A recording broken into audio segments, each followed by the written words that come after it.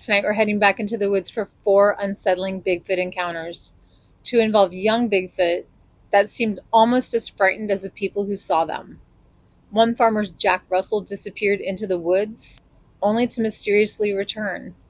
And in Pennsylvania, 2 teenage girls came face to face with something they couldn't explain. So turn down the lights, settle in, and let's get into this week's Bigfoot encounters. She thought she was looking at another hiker until she realized its head was at eye level, even though it was standing nearly 10 feet below her. That's the moment KT knew something wasn't right. This happened when KT was a teenager in northeastern Pennsylvania. One afternoon, she and a friend decided to hike a popular overlook that locals called Top of the World. Before they left, her friend's father gave them a warning. He told them to be careful if they wandered onto the old abandoned ATV trails deep in the woods. Then he added something that stuck with KT. There are reasons you don't want to go up there. His family had lived in the area for generations, and he knew those mountains better than almost anyone. KT figured he was just trying to scare 2 teenagers. They arrived around 4 in the afternoon and started hiking uphill, assuming if they just kept climbing, they'd eventually find the overlook. At first, everything seemed normal, but the farther they hiked, the more confusing the trails became. The trail markers started disappearing, paths split off in different directions. Eventually, they admitted they were lost. They texted KT's friend's mother to let her know they were still somewhere on the mountain, but couldn't figure out how to get back. As the afternoon faded toward sunset, the hiking trail slowly turned into wide, hardened ATV tracks. The exact trails they'd been warned about. The woods suddenly felt different. The trees became much denser. The air was damp and heavy. An overpowering smell of wet earth filled the forest, so strong it made KT feel slightly sick. Then, without any obvious reason, an intense feeling of anxiety settled over her. The 2 girls stopped to decide what to do next. That's when KT caught movement out of the corner of her eye. She turned and watched something moving through the trees only about 10 feet away. The first thing she noticed was the hair. It was incredibly long, a strange reddish-brown color she'd never seen before. The figure wasn't running, but somehow it was moving as fast as someone sprinting. Even stranger, it made absolutely no sound. No snapping branches or crunching leaves. There was no crashing through the brush. There was no noise at all, nothing. It moved with smooth, even strides between the trees before disappearing almost instantly. KT said she couldn't stop staring at the side and back of its head as the long reddish-brown hair streamed behind it while it moved. Her first thought was completely ordinary. She looked at her friend and asked, "Was that your mom looking for us?" But almost immediately she realized that couldn't be right. The hair color was wrong. They were deep in the woods. And why would someone silently run past them without saying a single word? Then her friend noticed something neither of them had considered. The figure hadn't even been standing on the same level as they were. It had been farther down the embankment below them. To test it, her friend climbed down to the exact spot where the figure had been. She was about 5'5". Standing there, she wasn't even close to eye level with KT. But whatever they had just seen had been. That meant whatever passed them had been dramatically taller and physically much larger than either of them first realized. That was enough. KT told her friend they were leaving. Instead of trying to find the trail again, they ran straight downhill through the forest, figuring if they headed down the mountain, they'd eventually reach the reservoir. When they finally made it out, they realized they'd traveled so far off course, they had to walk nearly halfway around the reservoir just to get back to where their car was parked. Later that night, they told her friend's father everything that had happened. KT asked if maybe it had been someone playing a prank, or even Bigfoot. His response surprised her. He didn't laugh. He didn't seem shocked. He simply told them that he and the other longtime locals already knew something lived up there. That's why they left those old trails alone. What's especially interesting is that KT doesn't consider herself someone who's quick to believe extraordinary claims. She studied biology. She now works in science.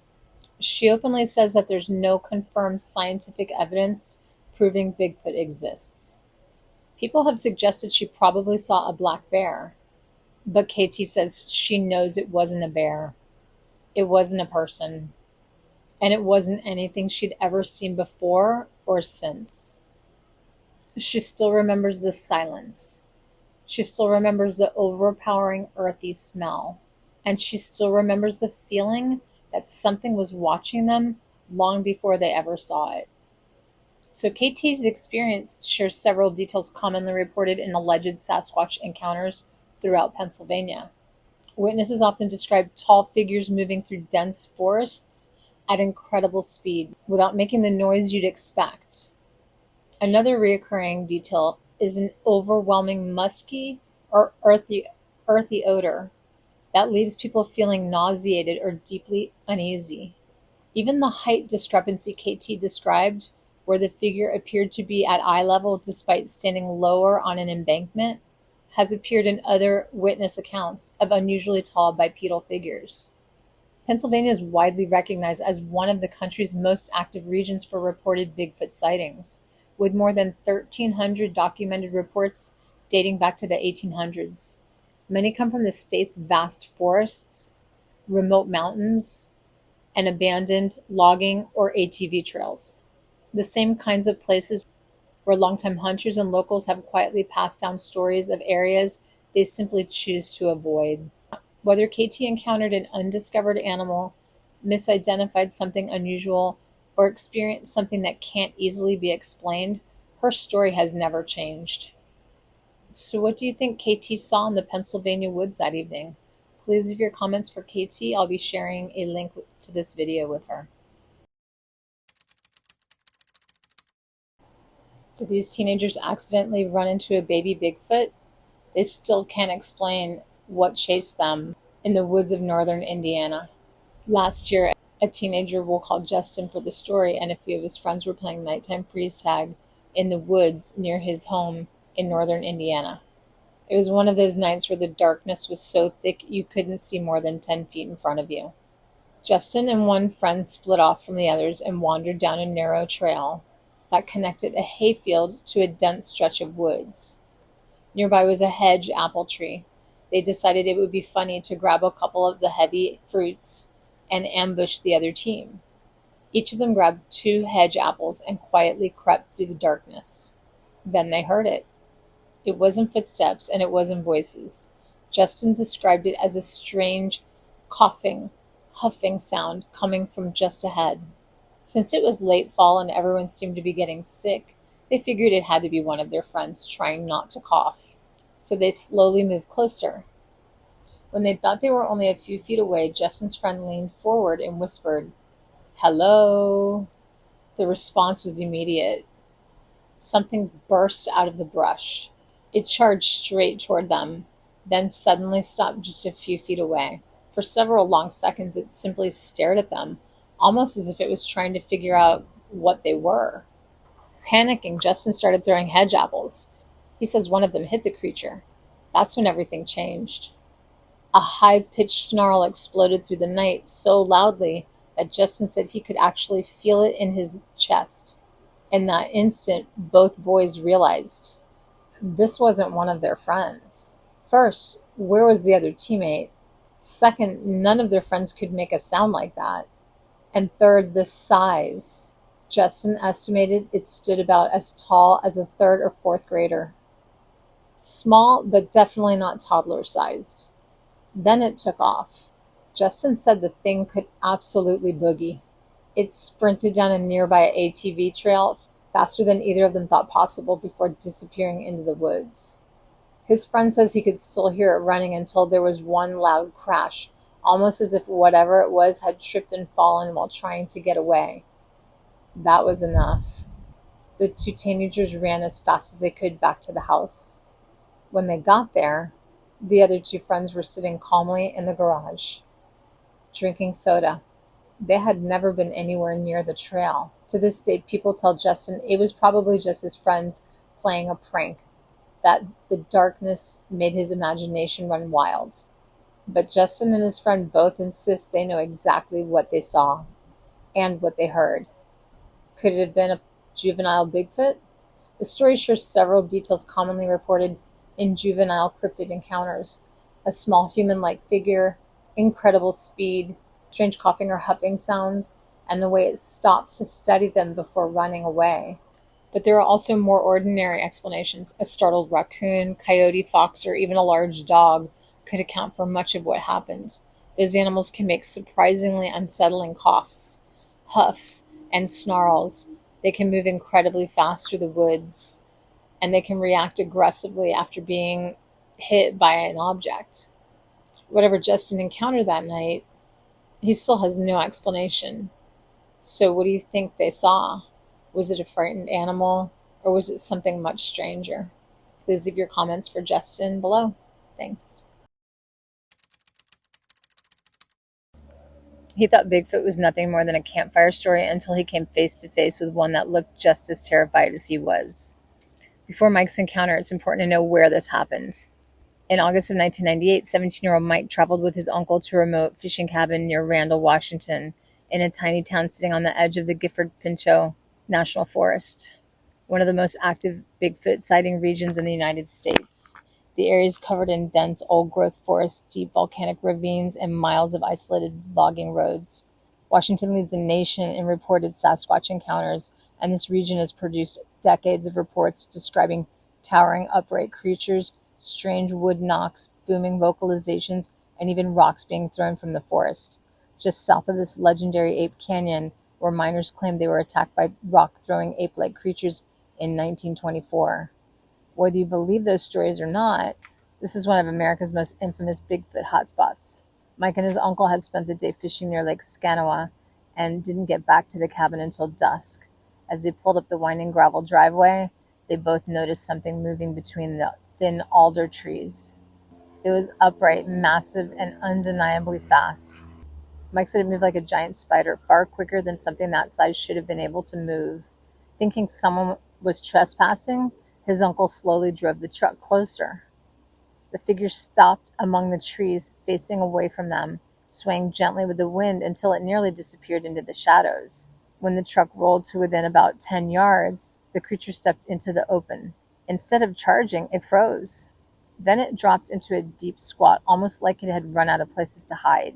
For nearly 10 seconds, they stared directly at each other. Mike estimated it stood around 6.5 feet tall, with broad shoulders, a muscular build, dark gray fur mixed with brown and rough skin that reminded him of elephant hide. Thistles were tangled throughout its chest and its shoulders, as though it had pushed through thorn bushes. But one detail has stayed with him for nearly 30 years.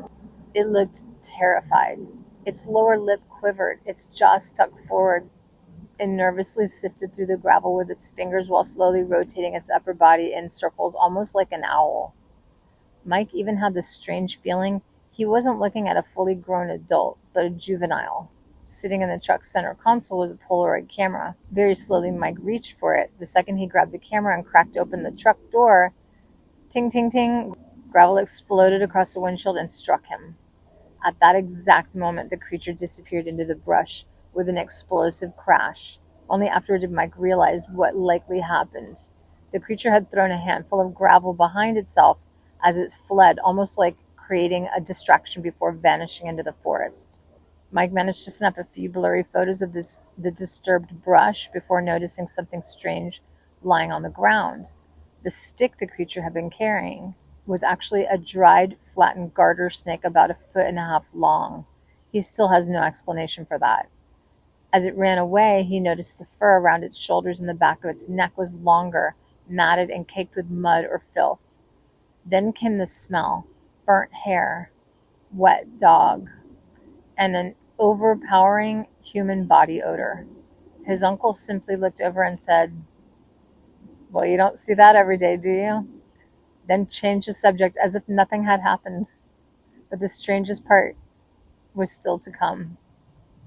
Around 10:30 that night, they stepped outside onto the cabin's deck. From a ravine about 50 yards away came heavy branches snapping as if something enormous was moving through the trees. Then they heard voices, not animal calls, voices, deep booming vocalizations that sounded almost like guttural speech echoing through the forest. It was like a conversation. Hiya, hua, ya. His uncle laughed nervously and joked, I think the one we saw today is getting in trouble. Then the sounds changed into something that resembled a chant. Again and again, each attempt ended with the same booming, bass-filled sound that echoed through the woods. Years later, Mike heard the famous Sierra Sounds recordings. He says the similarities were chilling. Mike has spent decades hunting, hiking, and fishing throughout the Pacific Northwest, and he has never experienced anything like it again.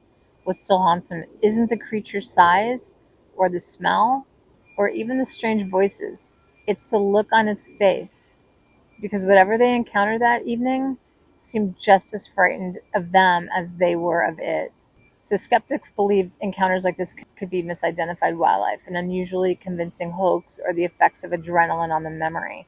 But believers point to the location, the creature's detailed appearance, the gravel-throwing behavior, the overwhelming odor, and the deep vocalizations, all details that have appeared in numerous Sasquatch reports from the forests surrounding Randall and the Gifford-Pinchot National Forest for decades.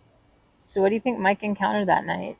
And I gotta say this, I love his uncle's reaction. You don't see that every day. It's such a typical old timer response, I think. That would be the kind of thing my dad might say. Anyway, leave your thoughts in the comments, please, for Mike.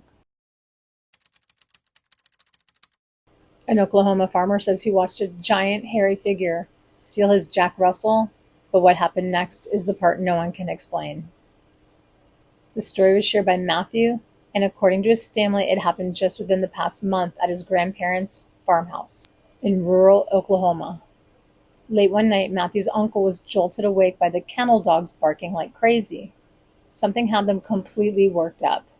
He rushed outside, and under the floodlight, only about 15 to 20 feet away, he says he saw something that stopped him in his tracks. Standing there was what looked like an average-sized man, except it was completely covered in thick hair from head to toe. But that wasn't the strangest part. It was calmly holding his Jack Russell Terrier against its chest, almost like someone would cradle a baby. He wasn't holding it by the neck or dragging it. He was just carrying it. His uncle immediately yelled for Matthew's grandfather to grab the weapon. By the time his grandfather came outside, the figure had turned and was walking, not running, towards the tree line across the road.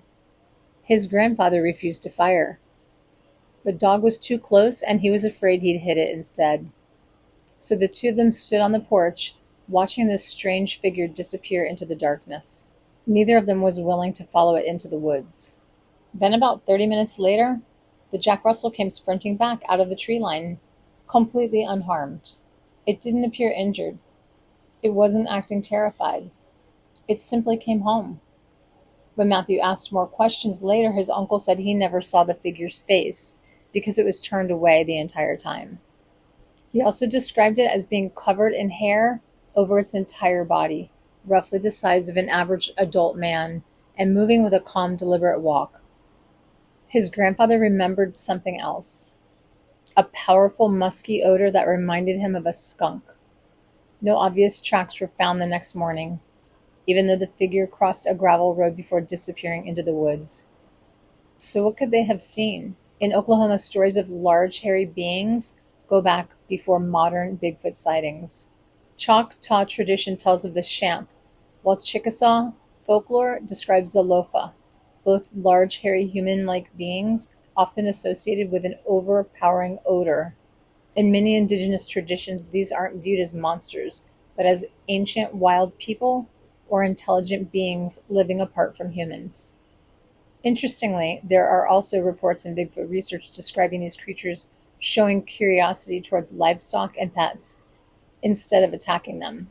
Some witnesses even claim they'd seen them gently observing or briefly handling domestic animals before letting them go. Of course, there are ordinary explanations too. It could have been a person wearing a ghillie suit or costume. A black bear with severe mange standing upright in poor lighting can appear disturbingly human-like and often carries a strong musky smell. Some have even suggested an escaped exotic primate. Whatever Matthew's uncle saw that night, it walked away carrying his dog, and somehow the dog came home safe. So what do you think they encountered? Please leave your comments for Matthew. I'll be sharing a link to this video with him. And that's where we'll leave it for tonight. Thank you so much for sticking around, listening, and supporting the channel.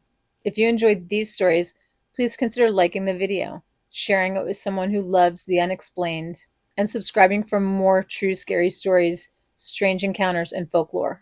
Remember, these stories are told as they were shared by the people who experienced them. They cannot be independently verified, so I'll leave it up to you to decide what you believe. And if you have a scary, strange, or unexplained story of your own, I'd love to hear it. You can share it with me for a chance to have your story featured in a future episode.